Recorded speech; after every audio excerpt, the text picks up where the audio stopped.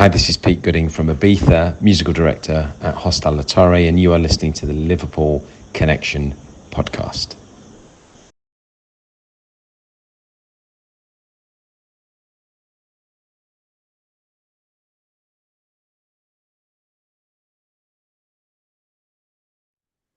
Hi everyone, and welcome to the Liverpool Connection Podcast. I'm your host Daz. This is my football and music episode, where I usually bring on a musician, producer, DJ to talk about music and football. But today, just like the Timo Mass one, he is not a football fan, but that's fine with me because we can talk about music all day long. I'm a massive fan, have been, since mid-90s. As people know me, breakbeat's been a massive part of my life. But yeah, I've got half a Plump on today. Part of the Plump DJs, DJ and producer. I've got Lee. Welcome to the pod, mate. Nice to meet you, man. Obviously, like I said, off air, you're not a football fan. Is that something you just like not No, into? when I was at school, from the earliest age I can remember, I was sort of indoctrinated into Chelsea as a supporter because my dad was a massive fan, and I used to draw the Chelsea emblem and go to the Chelsea games when they were back in the second division when I was very young. I used to be sitting in the shed and supporting all the games. And I grew up, and as I sort of moved into my teenage years as a quite keen Chelsea supporter, we unfortunately got caught up in a bit of violent situation in the shed where we were being coined by the opposing team. And back then it was a very volatile place to be in the grounds at Stamford Bridge.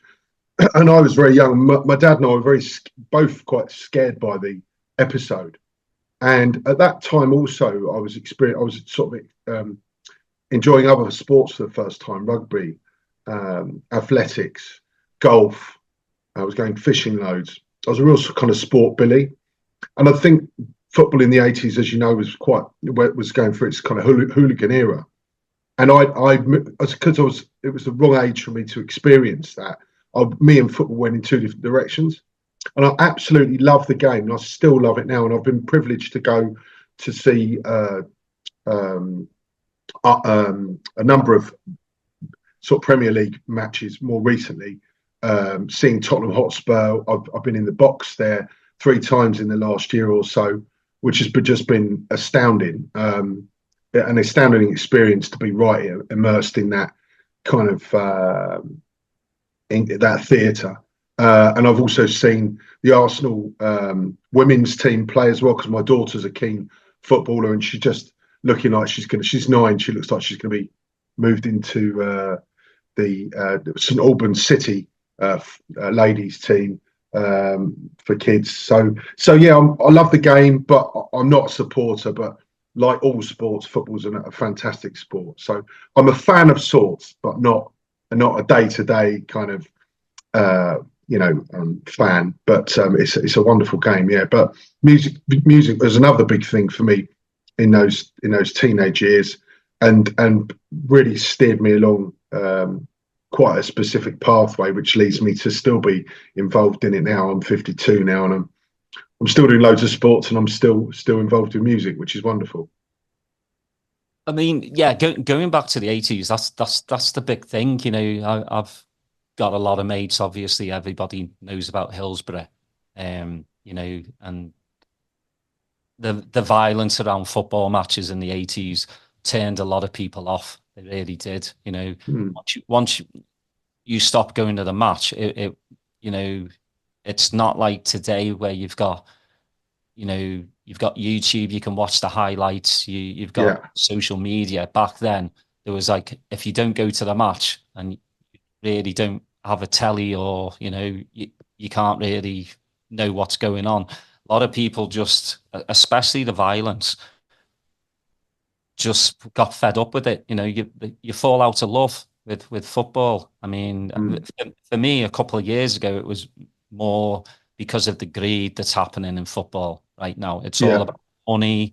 You know, we see with Man City, if you can, you know, cook the books and all this stuff, it was just making me feel just sick inside. Just because, you know, I went at a time in the mid-70s where everybody, you know, spent the whole day just talking about football, you know, your families, and then you come home, you watch Match of the Day, you have your tea with your parents, you know. It's a way of life, isn't it? It's a way of life.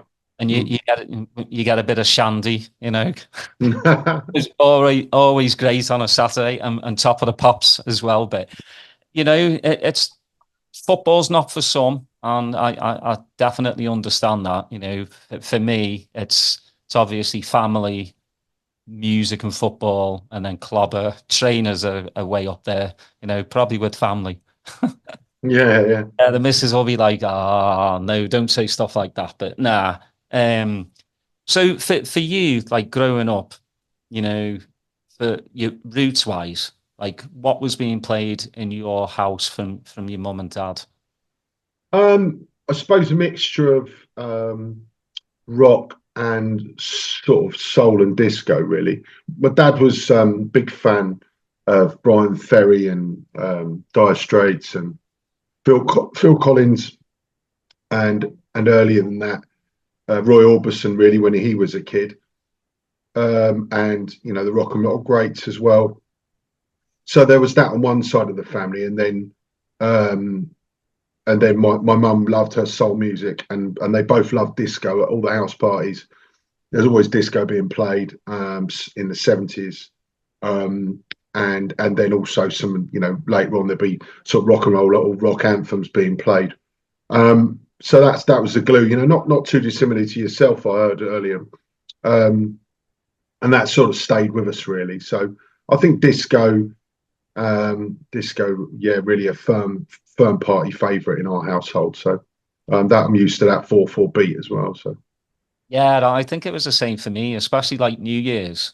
You know, yeah, you'd start with like the Status Quo Slade stuff. As most, I think most families do, to get the party rocking at your house. And then the disco started coming in. And it's weird because, you know, my dad's a Brummie, and he went to school with Ozzy. So he was a hardcore rocker. But to see him like dancing to disco was just absolutely like piss myself laughing.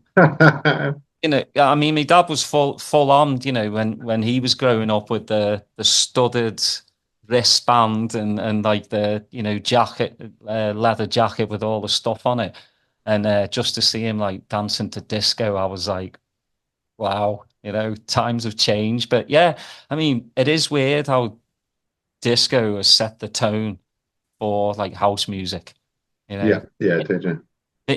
Living in America, I mean, for me, I've only been over there, you know, I wasn't over in the 70s, 80s, but the 70s, it was like a dirty word, disco, you know. I mean, they were burning disco albums. Yeah.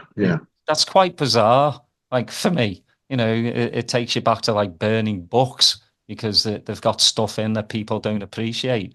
But yeah, I mean, for you, you know, growing up, your teenage years, when did you start? Like, were you going out to clubs? Were you getting involved in like the what kind of scene were you into? When I was at school, I sort of kind of friendly with a lot of people, but I didn't really have my own sort of crew of friends. And so I put a lot of effort into sports, really. My sister at the time, in my later school years, was going raving. She was quite young to be doing that in her 15, 16, to some of the illegal raves. So I was kind of, I've got a twin sister, so I was kind of quite surrounded by that music through her, really. But in my own way, I wasn't really getting involved. It wasn't until I went to university and I started getting more and more involved with that when I was sort of 18, 19. and I started putting on parties just after that in central London in the 90s. Just after a recession, really, out of necessity, because I couldn't get any work. I wanted to become an architect, and I wasn't clever enough, and there wasn't any work in the building industry because of the recession. So I was putting on parties to make money and to get my mates together and for fun. So I was programming myself as a warm-up DJ, and I was doing the door and handing out flyers, and we used to have break dancers come down, and I used to invite DJs to play and used to pay them to play just in a small venue in Caledonian Road, a sort of big pub. And so things moved from there, really, and I've become more and more kind of implanted in dance music. So yeah, it was. It's always been there. It's funny how it opened out for me, really, through necessity as well as desire. So yeah. Well, when did you get your first pair of decks? I was living in Ickenham back then with my friends. I think I was about 20, so probably quite late compared to some people. But I was always trying to recording tape to tape when I was a kid. But there was two people in my life that I met along the way. One of the guys called Chris Gibbs, who was at my junior school, and he was the man who had turntables in our area, and albeit at the time they were sound labs, I think, belt drives.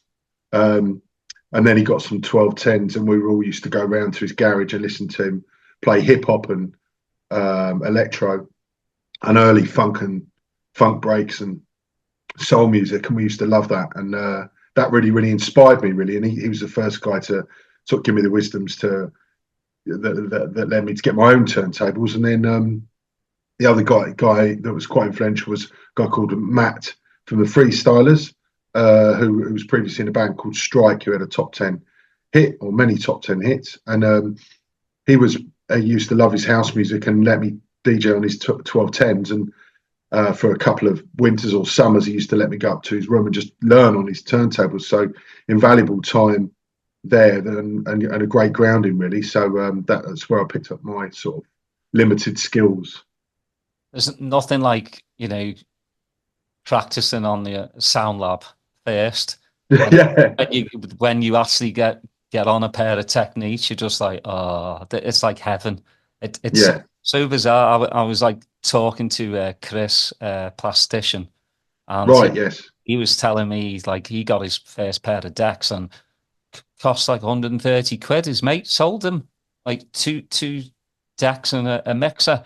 I was like, you can't even get a needle for that these days. No, yeah, they're so expensive. A stylus, it's just mental. But yeah, once you played on the Sound Lab, you can play on anything. And so how long did you DJ for before you started, like, wanting to actually get in a studio and start doing your own stuff? My first kind of first gig I did was for someone's birthday, where I was using 1210s at the Crown and Scepter in Uxbridge, and it was like a 19th birthday, I think. Might have been an 18th. And I remember I just got a first copy of a Josh Wink High State of Consciousness, and I'd kind of weaved my way and badly mixed most of the set. But when I got to the end, I knew I had this absolute banger to play at the end, and it just tore the house up, really, which was great. So I got a great reaction from that first set, and that's kind of stayed with me, really. But then it was the sort of London era, trying to put on break dance dues and playing breakbeat in the 90s. And I used to play as a warm up, so I really learned that, empty dance floor, building up the dance floor, getting people's toes tapping and really just getting things cooking without overheating things, so that the guest DJs could come on and really take the floor to the next level. So that was a good seat of learning for me. Yeah, I think, especially in this new generation, I think, warm-up DJ, you can still get to play the bangers. And I think warm-up DJ is one of the most special, like, DJs, because he's the one that, or her, sets the tone for the night. You've got to hold back, not play, what the the main DJ is going to play. And I think everyone needs to basically start there and learn the craft. And I think it's kind of lost these days, especially with the influencers, influence DJs and all that rubbish, the sync button, and you can go on YouTube and just see DJs just pounding it out at 9 o'clock at night, and the art of the opening DJs to me has been lost. Yeah, I think that's probably the best way to learn, is get out there and get a warm-up slot in a club, even if you're not getting paid and no one's in the venue at that time. It teaches you the best lessons, and you really have to humbleize, if that's a word, humbleize yourself, lose your ego to try and make the event, set the scene for the booked people, and it's a great way forward. It really does help you. Later on, I mean, I have shows now. I mean, you always share the best bits on social media, but there's still shows where things are going quite right, and without being able to shoot from the hip and read a room, you're just not going to get good result. And I know I'm very fortunate nowadays that I'm mostly getting good results from most of the shows. There's always going to be, you're always going to get a duffer from time to time, but I'm really thankful of having that kind of long-term training. It's probably why I'm still hanging on in there, because I've had all that. I think breaks, it encapsulates a lot of things, funk, soul. I mean, we've gone through the early funky breaks, big beat, new school breaks, so we've done, I think we've covered the whole thing.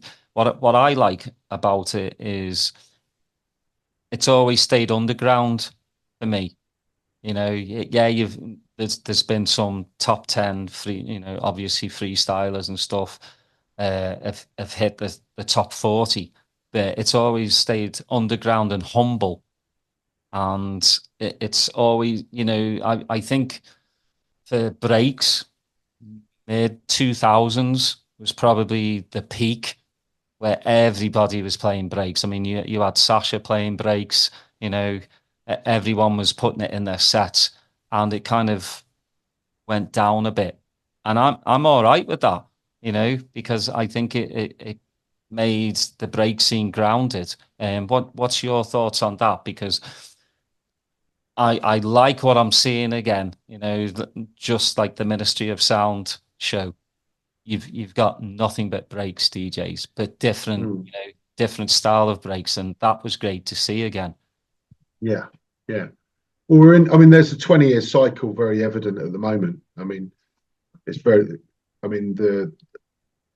lockdown put a bit of a snag in the works there, because there was strange developments going on for 2 years while we weren't out and about. But we're looking 2000s, as you say, was the big time for breakbeat, and we're now 20 years on from that, and it's all happening again. Actually, what's wonderful is the same people are coming out again, which they found their feet and their voice, and they're coming out en masse. We just did Stanton sessions at London, biggest breakbeat lineup I think London's ever seen. The average age of the crowd was sort of 30s, 40s, and some 50s, but just loads of people, a fantastic atmosphere, and real kind of, and the sold out Ministry of Sound nightclub, which is such a wonderful thing to do. So I was obviously, when the breakbeat scene sort of started to go downhill a bit, it was a very tough time for everybody involved, promoters, label owners, DJs alike. We were all scrabbling around trying to work out how to make some ground, and when the ground was falling away, and we were right at the front running of that scene, so we've got to take some responsibility for that. But I don't quite know what we could have done to change that. We did everything in our power to keep making cool music that was non-compromising. Like you say, we never really went for the big bucks, or always tried to make the music innovative. And the scene just changed. There were too many guys, not enough girls coming out, and just the atmosphere just went downhill. But you've got to look at societal change as well. I mean, every new generation that comes through, say, there's overlaps, but every 10 years, each new generation's re-own stuff and remake the environment and change the environment and make it their own. And you always get that. I mean, if you look at the 20 years before breakbeat, I mean, house music came to the fore. Then there was progressive house and Sasha and Digweed, these gods going around the world playing to massive crowds. And then suddenly their numbers started to drop. And there was actually a real drop in dance music generally.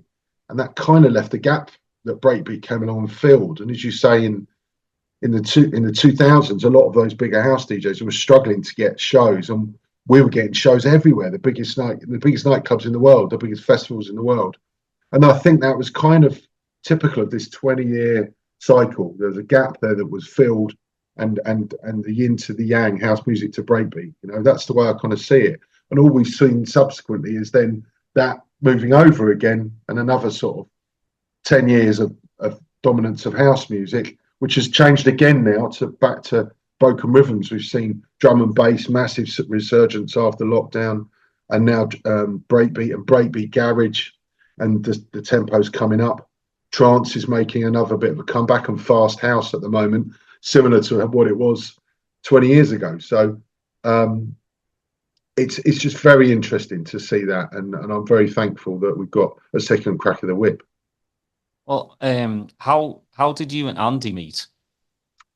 We met as friends, actually, mutual friends, freestylers Matt Cantor, and met him at university, and I met Andy, and we used to go out raving together. And he was making music with Matt as Strike, and Matt started making stuff with Aston as freestylers, and Andy was doing stuff on his own as Bowser. And I think Andy wanted to get more gigs, and I was putting on these parties, and I wanted to get in the studio, and I already started DJing on my own as Lee Frescanova. I was working with Frescanova Records, a sort of early big beat, breakbeat label run by Dave and Vicky from Fresh Records, and A&R in Matt and Andy.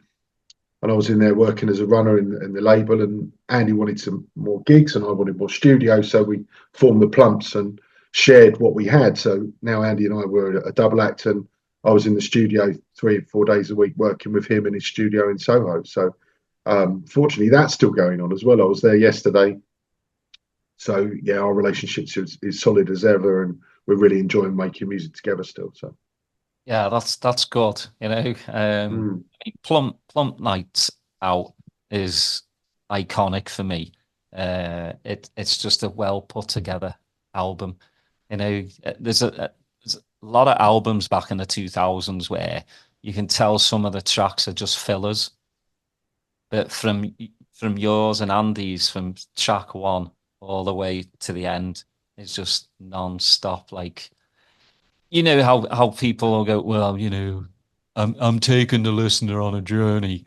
That's just a load of bollocks. Like a lot of albums, I'm sorry, you haven't taken me anywhere. You've just taken me A to Z. That's it. But for you lot, like every single track was just brilliant. Thank you. And I can't thank you enough, just because, like, an eargasm, you know. 2 of my favorite albums from the break era, and if you haven't listened to them, please go and check them out, because absolutely, it'll get your toes tapping and your head nodding, and that's breaks for you, you know. Yeah. When you first finish an album, do you look at each other and go, this is it, this is gonna, you know, get us up there? I mean, because I always like to know, like, you know, what a producer actually thinks after they finish the album. Like, do they think, like, you know, this is going to propel us? Is this just a stepping stone? Yeah. I mean, we every time we, especially back in those days, we knew we suddenly realised we were onto something, and you know, we'd hear rumours of like Sasha playing "Remember My Name" on one of his gigs in the States, and you know, back then there was no mobile phones really, and so you'd hear these rumours, and it would just fuel your fire, and you realised that people were listening. So every time we got in the studio, it was like, this record could change your life, you know. So, and when we made records like Scram or War Galaxy, that remix, we had so much fun, and we just, you're like kids in a sweet shop because you're full of so much positivity, and you feel you can take things anywhere. But I mean, to reflect on those two albums, the first one was actually a bit of a retrospective because nearly all those tracks, if not all of them, had already been made or were actually released. So in a way, it was like us looking back at the ignition part of our career being the late 90s, and we'd signed a few records to Finger Licking Records, and we were like, well, let's put all these singles together on an album, do a mixed version, and people can get them separates on vinyl. And it's more of a kind of collation of a retrospective.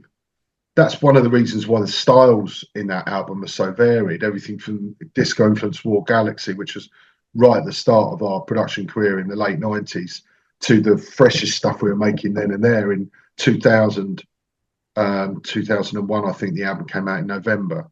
And it was like we were already so buzzed up at that time about the reaction of those tunes. So there wasn't like a moment where we went, this is it. We would already felt that we had all this quality there, and I suppose probably that's one of the reasons why it doesn't feel like there's any fillers, is because most of them have been proven in the DJ world at least, and some of them had already been on release, so we'd already had great feedback. But then Eargasm was more like your second album, where it was a few years in between.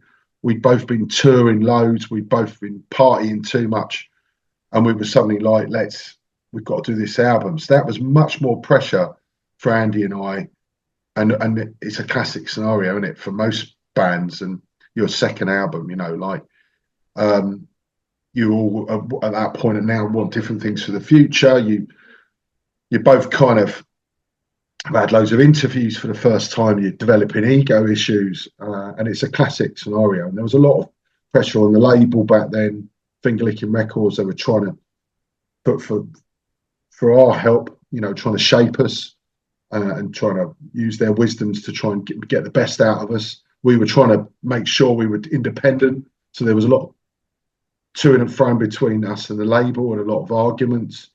And then we were using Fabric for the first time as well. Our residency there, we were able to road test these tunes, but then that gave us once again a different look on these records, because Fabric's sound system, as you know, Main Room especially, was legendary. And whereas all the previous records have been road tested in back rooms, because we weren't known. We were playing little second rooms in nightclubs or back rooms in pubs.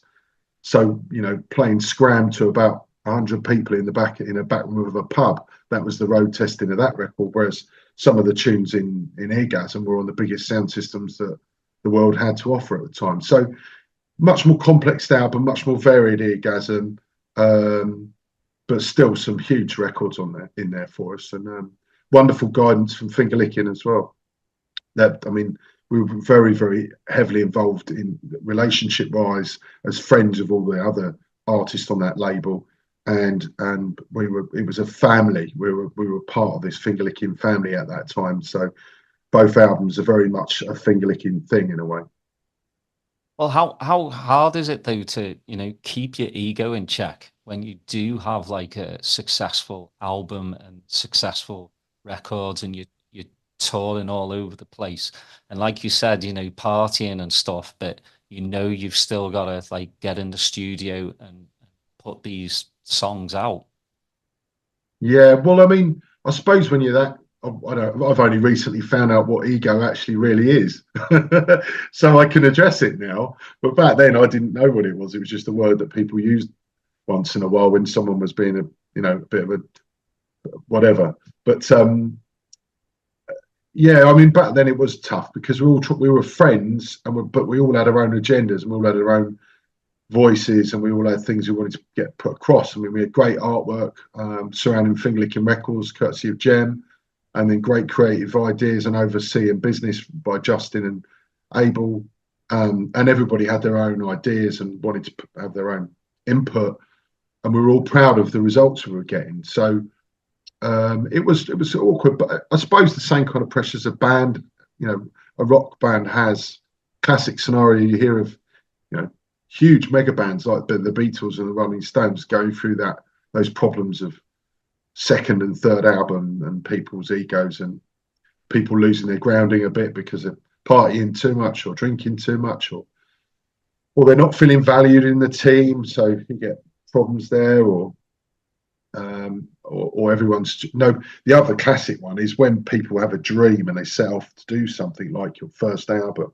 Nobody actually believes that's really going to happen. You just hope it's going to. When it does happen, no one's got anything worked out. What are we doing now? Where are we going to take this now?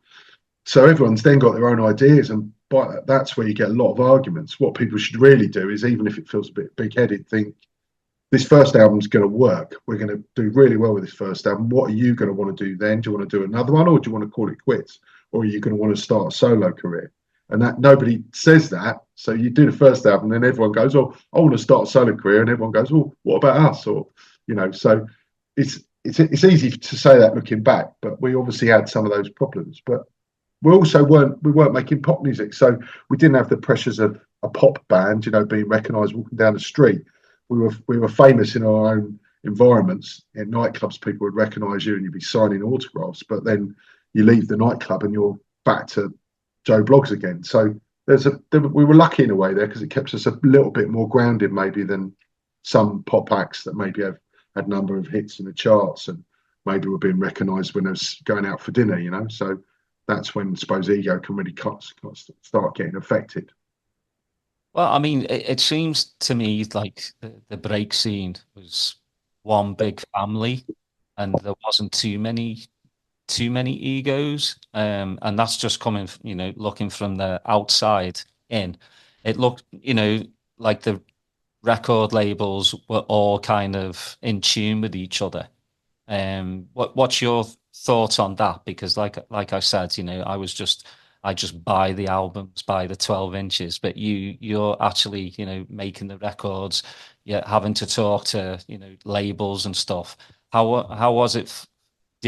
Was it an actual family? Were you like, was there some stabbing in the back? Like, you know how people are when they meet you in the club. Hiya, mate, I haven't seen you in a while. It's great to be DJing. Oh, you fucking twat. Yeah. I suppose, yeah. You're always going to get some of that. I mean, when we were very successful for a short period of time in that scene, and we did get some animosity, and everyone's got their own take on it, and I'd kind of expect that, if you suddenly branch forward, you're in the line of fire, So we got fantastic adoration on one side, but then we also got, gunned down by a few people on the other side, and it's going to happen, really. So I don't have any problems with that. But it was a family. I mean, there was the Breaks Bowl Awards for a while at the start there. It did really feel like that. We were out there, coming together as a genre. It's just such a shame that just after that, the genre started struggling, and that's when we started seeing a lot of bitterness coming through, people pointing fingers, and that's just inevitable when you get a cultural shift like that. And I don't, they get some toxic behaviours, and we all lost our way, and things came off the top levels for us at that point. But we're lucky now, as I say, we've gone down, we've come back up again. We're all a bit older, a bit more wise, much more thankful. And I think at the moment, the atmosphere in the venue on the weekend, if that's anything to go by, it's a very special place for us now, because we're all, much more appreciative of the situation we're in. Well, I've got to ask you about Pray For You, because, Gary Newman is an absolute legend. Yeah. How did that come about? Well, we always, dreamed of doing a track with him, and Abel at Finger Licking Records, he's got so many contacts, and seems to know, he's made so many friends. He seems to know everybody in the industry, and everyone really respects him. He gets a lot of love, and we were just like, oh, can you get in touch with them? And before you know where we were, we had his telephone number, and I was phoning him up, and his wife answered the phone. I said, "Is Gary there?" She went, "Gary, And I was like, oh my God, for me, it was that guy that with a white makeup on his face with cars on telly, and I just couldn't believe it. Very, very surreal. But we got too overexcited. I think Andy will agree. Unfortunately, I think we did a good job of the record, but we were both well out of our depth at that point, and under a lot of pressure. As I say, Eargasm was a lot of pressure for us. Fortunately, Lee Coombs was on the scene there, well and truly had his own career flying, and he did a fantastic remix of that record for us. And I think the combination of that remix and our original meant for quite a strong release. But looking back, I'd have preferred to have taken it a slightly different way. But you can't really look back. I think what it was, we did the best we could, and a lot of people really love that Pray For You record. It's very emotional, and an interesting look on his look on America, really, and how he was feeling about some of the stuff that's going on in the States at the time. And he's more recently done a fantastic album with I can't remember his name, but he's done another famous British electro producer. He's the sort of father of British electro. Can't remember his name. Errol Alkin. Errol Alkin produced his album. I think it came out a couple of years ago. But yeah, really good Gary Newman album. El did a fantastic job. I mean, he's the right man for the job there. So fantastic, yeah. Yeah, you got to pinch yourself. I mean, Gary Newman, and then you've remixed Orbital. Funny Break is one of my favorites. And, you've done Fatboy Slim, Dead Mouse, on and on and on and on. I mean, you still pinch yourself going, we're still in this game. We're still, doing what we love. Yeah. I've never really stacked them up like that, but now you say, oh, here comes the ego. Yeah. I suppose if you do stack them up, it's pretty special, really. The Dead Mouse one was mad. I mean, we were being looked after by 360 management, and they got us this slot and remixed Dead Mouse, and then we're DJing before him at the O2 on New Year's Eve. I'm like, no, it wasn't New Year's Eve. It was a special Dead Mouse event, I think. But yeah, wow. And Norman too, yeah, and everyone loves a 303. We love that, making that remix. And I met his son recently. He's a fantastic DJ, Woody. I DJed with him at Shambhala Festival. He's high energy DJ, fantastic.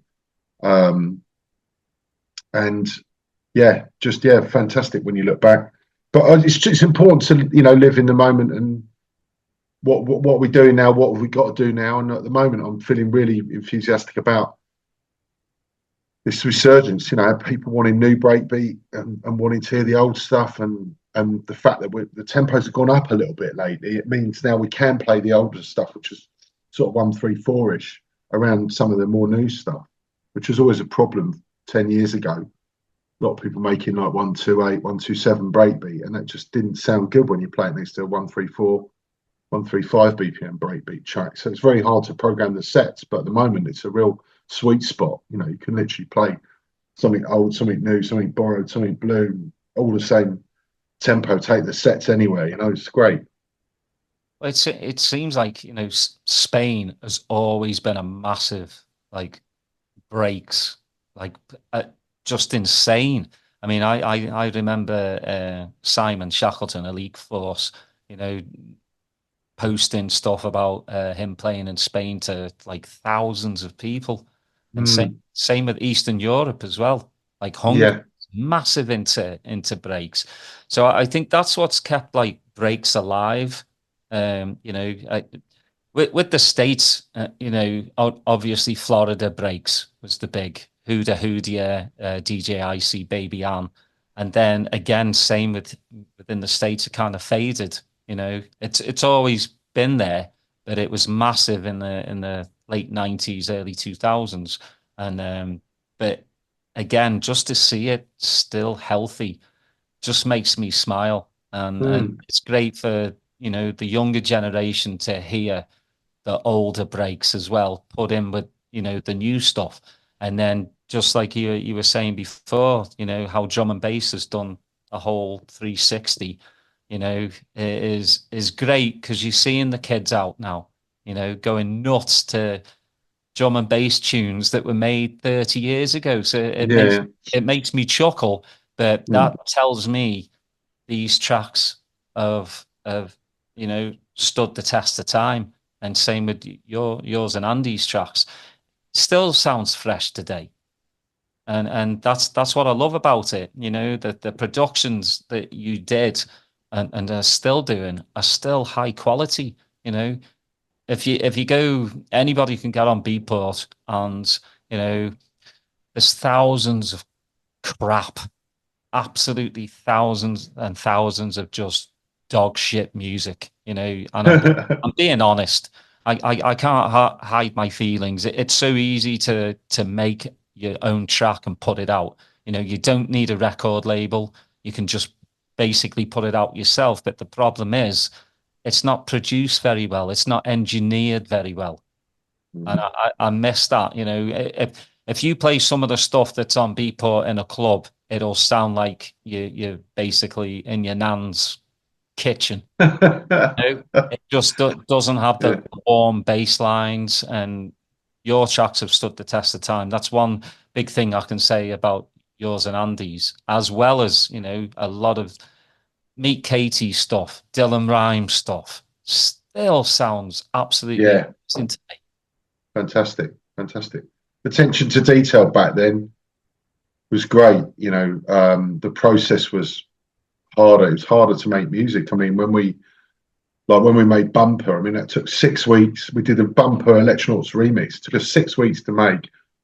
We refused to put tape on our mixing desk because we couldn't ever return the levels exactly, because we were such fanatics on making sure things sounded, you know, absolutely 110%. So we'd leave the record up on the desk. So we couldn't leave it once the record was in process. 6 weeks, that record, and we were in 3 days a week, more than that, working 11 in the morning until 2 or 3 or 4 in the morning, on just 2 NS10s and a Mackie desk and as much, you know, knockabout analog equipment as we could find. But in the early era, it was just a couple of Andy synths and guitar pedals, and just trying to be as innovative as we could with the kit we had, you know, using guitar pedals in line and trying to, you know, distortion. And we used to put our ears to the floorboards, the floor upstairs, to check the sub levels, because all we had was NS10s. We used to do, when we came to the mixdown, we used to do a drinking test. So we used to drink a load of beer and come in and listen to the record again, which generally meant we were more emotionally pulled into the record, but all of a sudden we were like, turn the tops up, you know. For some reason, when you get drunk, it seems to do that. And we used to do smoking weed tests. So smoke a load of weed, then have a listen to the record again, see what it sounded like, and make some alterations. And sometimes we even used to do recreational activities and get a bit high and have another listen, just to have all these kind of layers of processing on the record. And we had to do it because we didn't have the equipment. And then 15 years later, you can make everything do everything on one piece of kit, and there was a quality drop off. And like you say, there was no vetting process, because you didn't need a record label, which would have been one vetting process. You wouldn't have had to get the record externally mastered, which was another vetting process. You could distribute it from your own bedroom without anyone saying it was good or bad. So it was another vetting process. So although there were still bad records around it back in the day, and there always has been, it still had to go through a number of hands before it got out to the general public or past a number of ears. So there was always that slightly higher level of quality at the end of the result. Now you've got to really wade through, like you say, wade through so much to get the quality. But the quality is coming through. Some of the young producers of breakbeat now are making some fantastic records, some fantastic music coming out of Spain, and just from all over the place. You've got to have your net wide, but still great. And then the greats are still making great music. Look at Stanton's, you know, Crafty, Crafty's making some of the best music I think he's made ever. Like some of his original productions at the moment, like 4 Days, astounding, unique style, uncompromising, brilliant. And freestylers at Matt and Aston under the Pirate Jams sort of moniker, and they've got a new album coming out. It's just full of killers, you know, great tracks, and so just good time to be doing what we're doing. Yeah, well, I want to talk about your Fabric residency as well. You know, you did it for 10 years, and you know that Room 1 is like, that was my club to go to. You know, when I come back home, obviously I grew up, you know, Liverpool cream. I never heard a breaks track ever at Cream. It was all, you know, house music and trance and prog. But when I come to London, it was always Fabric, just because of the sound system and the booth. You know, I was able to get in there one time and oh really? Oh my God, yeah. And it was like a spaceship. It's especially because, you know, it's just that little like slit as well, your viewing slit, and you know, and what I loved about it too is wasn't all about like just looking at the DJ, which I think gets lost a lot as well these days. Everybody just faces the DJ. Fabric, you go off on your own little adventure, you know, and because the sound system was so clean, you didn't need to stare at the damn DJ for, you know, a couple of hours to, you know, kind of get what the DJ's giving you, because the sound was so good. But I mean, 10 years at Fabric is a long time to be a resident. Yeah. You know, and they've had so many incredible nights. Again, what I love about Fabric, it's not a breaks club, it's not a drum and bass, it's not dubstep, house, it's every genre. I loved how they set a night, you know, and they do have like the different rooms. I remember Mob Records having a little Tayo, and it was just great to hear. And even though it's all breaks, it's all different. You know, yeah, it was always kind of I think it's Keith's idea originally that it should be the kind of vessel to the music, and the music, it shouldn't be defined by the music. It's almost like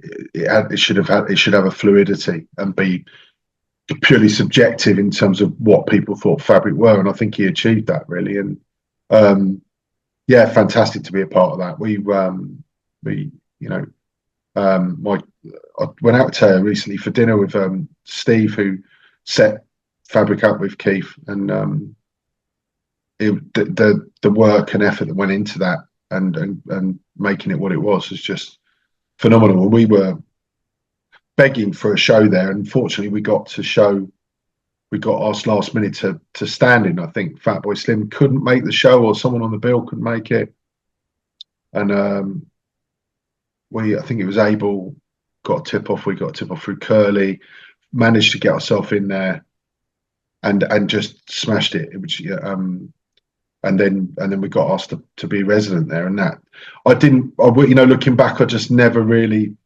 realised how important that was. It was there were so many big things happening for us at that time. We toured with Orbital. We were playing the biggest festivals around the world. And then every time we played Fabric once or twice a month, you know, there was 700 people outside in the queue, and a decade of people going to that venue, not just for us, but the Stantons as well, were their night, and breakbeat being listened to, you know, as one of the most, if not the popularest genre of music at the time. So yeah, fantastic. And it really shaped our sound by having that club as a experimental place for our records. We used to get our records cut through Shane Heathman's mastering. He used to do all the master to vinyl, and I used to go and pick up vinyl off him at 2 in the morning. He used to leave them outside in a box, and for me to pick up, sometimes because he was working late on into the night, and then I'd drive to Fabric with these, you know, test pressings in my car and play, open the box in the DJ booth and smell the test pressings. Always the acetates always used to smell very distinctively, and then play these things for the first time. The first time we played Scram, and it was like I couldn't believe it. That feeling of 1 minute being in the studio and then 24 hours later having a pressing of the record and then playing it on Fabric's amazing world-class sound system. Phenomenal. I want to ask you, like, obviously, Gary Newman, pinnacle to have a vocalist like him. Is there anybody that you would like to collab with vocal-wise? Vocal-wise? Yeah, we are doing some collaborations at the moment, but I can't. It's kind of a bit secret. But producer-wise, I mean, we're just about. I think we're hopefully getting someone in the go with a guy called Guau, who's a Spanish producer, fantastic breakbeat producer, and we've got.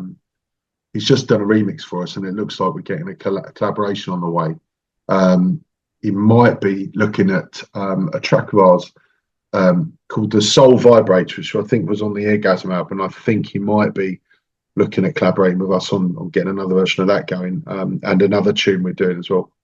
So that's really cool. But I mean, we've just started this new thing called Daybreaks, which is a daytime breakbeat kind of brand, really, to try and ignite that daytime market, that demographic of people that have always wanted to go out but didn't want to go out till silly o'clock in the morning because maybe they felt they were too old, or maybe they just had too many responsibilities, want to get out during the day and dance to breakbeat. So we're trying to get in, get something going there.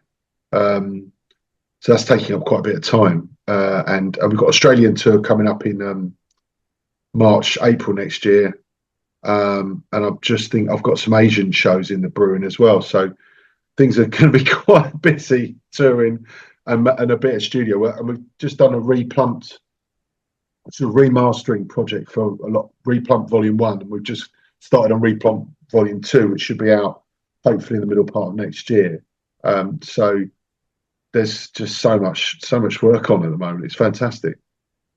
Well, work's good, right? Yeah. But you've been doing most of the DJing for the Plumps, though, right? Because Andy took a time off. Yeah. But just before lockdown, he was losing the buzz of DJing a bit, but still his passion for music. He's a music fanatic and a breakbeat fanatic, and loves making that music. He just makes music for all day. It's just what he does, and he loves it. He breathes it. He lives in his studio, like literally his bedroom's next to the studio, and that's not stopped at all. But just before lockdown, it was getting a bit tenuous for him. Some of the shows, the travel, being away from his partner, and he just during lockdown, he's like, I need a break from it. And fortunately for me, it's never been. Although it's a duo, obviously we're in a duo. I was DJing on my own before we met. And also, like the first time I toured Australia as Plump DJs was on my own. And then when we went to the States the first time, a lot of those shows were solo. A lot of the long haul shows I've done has been solo. And I've always done the odd solo show here and there. So I've just built on that, really. And I've seemed to be getting really warm reception out and about when I'm playing. I'm definitely getting results from the shows. And I'm feeding back to Andy well, and we're making some great new music off the back of that. And there seems to be a kind of a better understanding of, like where we are as a team. You're more suited and prefer doing this, and I'm more suited and prefer doing that. So in a way, we're doing more of what we prefer to do and better at, in a way. And I think that seems to be showing, really. So yeah, we're in a good place, I can't really grumble. You get the odd question, where's Andy? And rightly so, but it's for good reason. He's taking a break, and we're both loving it. So, well, my last question for you, I always like to ask my DJ producer or musicians when they come on, your ultimate festival lineup for a Friday, Saturday, Sunday night, alive or dead, and it's it's band as well. Oh, crikey. That's a tough one. I couldn't even begin to do that. I'm a big one on I'm a big one on sort of programming. You know, I like things to be progressive. Um, you want something soulful on the Sunday. You know what I mean? And you want to go big on the Friday, and then Saturday needs to be more sophisticated. But yeah, I really couldn't even begin to get into that. I'm just going to sort of turn around in somersaults as soon as I start. But I mean, some of the bands I grew up with, you know, still really like. I grew up with my dad's records, so Crosby, Stills and Nash, and Roxy Music, you know, Jerry Rafferty, these kind of, and the Stones and the Beatles, you know, and then on my mum's soul records, and then the 80s soul I was really into, productions by Jerry Jam and Terry Lewis, legendary, you know, artists, and then, you know, all the music I've sort of developed through, really. So it's a tough one. I think I'll have to come back to you on that. I don't think I can just pull it out. My head's in a spin just trying to work it out. I probably should have messaged you. I think so. Yeah, but I kind of did the same with Pete Gooding, and he was like, I can't answer that right now.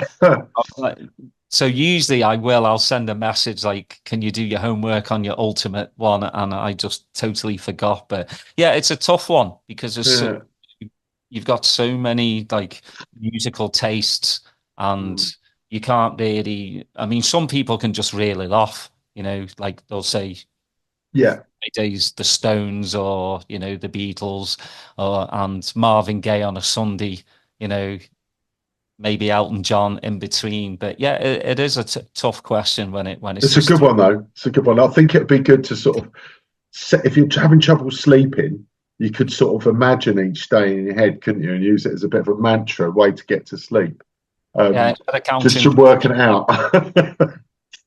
Well, Lee, it's been an absolute honor. I'm so glad you guys are still making music and still DJing. Oh, thanks. And like I said, the breakbeat scene seems to be on the up again. Yeah. And it's nice to hear all these new tracks from these new producers that are coming out the woodwork, and, you know, whether they're young or old. And I love the day breaks thing. I really do, because, you know, I wish there was something like this over in the States. You know, I'm getting on as well. You know, I like my sleep these days. And, you know, I check in with the UK every now and again, and I see that there's more like day raves as well. Yes. You know? Because people just, they do have lives, and the whole thing is you can't stay up till 4 o'clock in the morning, and then you've got kids. Kids don't care if you went out the night before. You know, you got to get up, you got to put that super cape on and be super mum, and take care of your kids. So the day breaks, like, get it over here, get that over there, mate. And I'll be there. I don't think it'll be long. We've got the first one in Brighton sold out in a week. We've got Brixton New Year's Day. We've got 2 happening in Australia during our tour. I think one in Canberra, one in Hobart. I think it's Hobart. Need a quote on that. There's a potential for Dubai. I got a call from one of my promoter friends in Dubai's looking at that. Friend in Dublin wants to put one on. So it's been quite unanimous, and that'll be not necessarily huge shows. You know, sometimes just 1 or 2 DJs and more intimate venues. But it's been something that's been missing for so long, and when you're into your clubbing, you can effectively do that in your 20s. Really, when you start to get your careers kick off and your relationships kick off, and you start having families in your 30s. Suddenly clubbing does not work. And Annie Mac was recently, pioneered her Before Midnight thing. And it was like, why didn't, I've been thinking about doing something like that forever. And it's just unanimous. It's a no-brainer. We were out on the weekend, and so many of my friends undeniably went, I'll have a piece of that. And we went to a nice pub for lunch before, went to the Ministry of Sound. Atmosphere is fantastic. All of us had loads of energy as well, because we weren't there after a big pub session.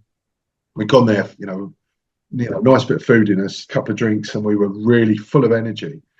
And then we left, and it felt like 3 a.m, but it was 10 o'clock at night, and we were like, "Can we go to another pub just to wind down for a bit?" We found a couple more pubs, left those pubs just before finish, and we were all back at home by midnight, 1:30, 12:30, and it was like, what a great night. And then all managed to do, get our responsibilities sorted the next day to some level of some decent level, and lots to like. For me as a performer and for my friends as ravers, it was just loads of boxes ticked. So we will definitely be over your shores soon.